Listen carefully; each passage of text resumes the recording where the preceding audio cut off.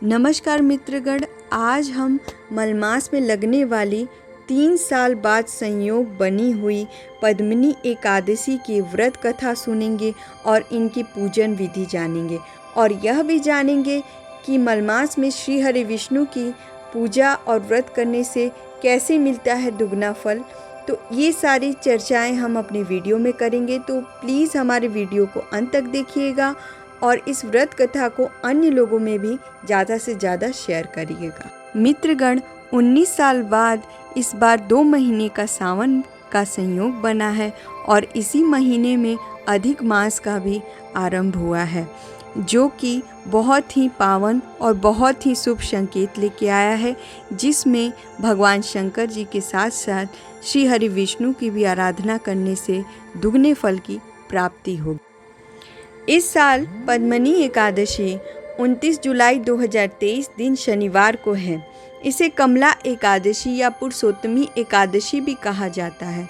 यह एकादशी मलमास या अधिक मास में आती है। अधिक मास में होने की वजह से इस एकादशी का महत्व और अधिक बढ़ जाता है, क्योंकि इस माह के स्वामी श्री हरि विष्णु हैं और एकादशी तिथि भी भगवान को ही समर्पित है।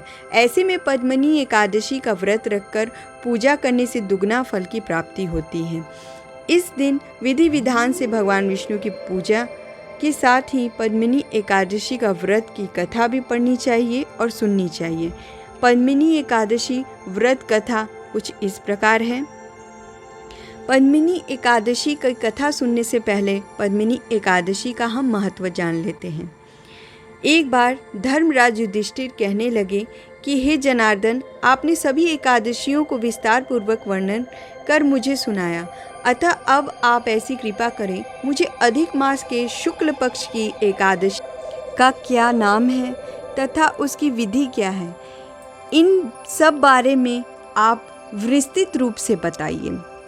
श्री भगवान बोले, हे राजन, अधिक मास में शुक्ल पक्ष में जो एकादशी आती है वह पद्मिनी या कमला एकादशी कहलाती है। वैसे तो प्रत्येक वर्ष 24 एकादशियां होती हैं।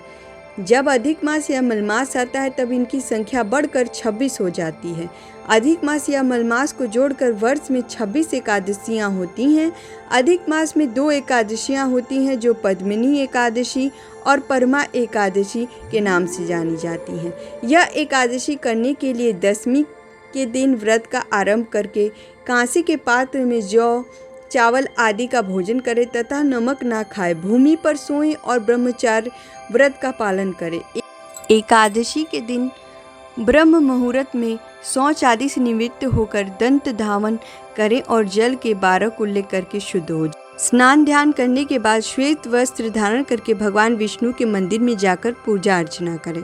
भगवान श्री कृष्ण बोले, पुरुषोत्तम मास में अनेक पुण्यों को देने वाली एकादशी का नाम पद्मिनी है। इसका व्रत करने पर मनुष्य कृति प्राप्त करके वैकुंठ को जाता है, जो मनुष्यों के लिए भी दुर्लभ है। हे राजन, ध्यान पूर्वक इस कथा को सुनो। तो आइए जानते हैं पद्मिनी एकादशी के व्रत कथा। हे मुनिवर, पूर्व काल में त्रेता युग में हैहय नामक राजा के वंश में कृतिव्रिय नाम का राजा महिष्मति पुरी में राज्य करता था। उस राजा की 1000 परम प्रिय स्त्रियां थीं, परंतु उनमें से किसी को भी पुत्र नहीं था जो कि उनके राज्य भार को संभाल सके। देवता, पितृ, सिद्ध तथा अनेक चिकित्सकों आदि से राजा ने पुत्र प्राप्ति के लिए काफ़ी प्रयत्न किए, लेकिन सब असफल रहे। तब राजा ने तपस्या करने का निश्चय किया।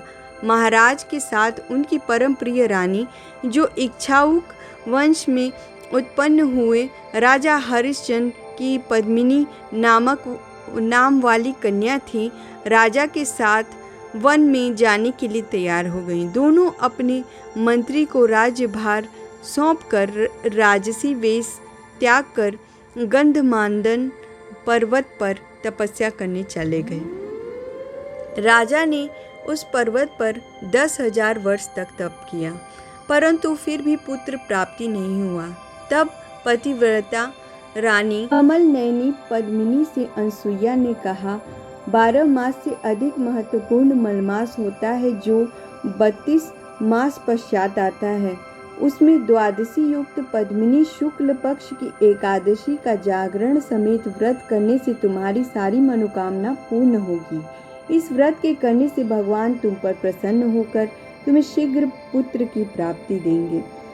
रानी पद्मिनी ने पुत्र इच्छा से एकादशी का व्रत किया। वह एकादशी को निराहार रहकर रात्रि जागरण करती। इस व्रत से प्रसन्न होकर भगवान विष्णु ने उन्हें पुत्र प्राप्ति का वरदान दिया। इसी के प्रभाव से पद्मिनी के घर कार्तिवीर्य उत्पन्न हुए, जो बलवान थे और उनके समान तीनों लोकों में कोई बलवान नहीं था। तीनों लोकों में भगवान के सिवा उनको जीतने का सामर्थ्य किसी में नहीं था। सो हे नारद, जिन मनुष्यों ने मलमास शुक्ल पक्ष एकादशी का व्रत किया है, जो संपूर्ण कथा को पढ़ते हैं या सुनते हैं, वे भी यश के भागी होकर विष्णु धाम को प्राप्त होते हैं। तो प्रेम से बोलिए श्री हरि विष्णु की जय, माता लक्ष्मी की जय, जय जय श्री राधे, जय जय श्री गोविंदा। बोलिए हर हर महादेव। आपको हमारी कथा कैसी लगी?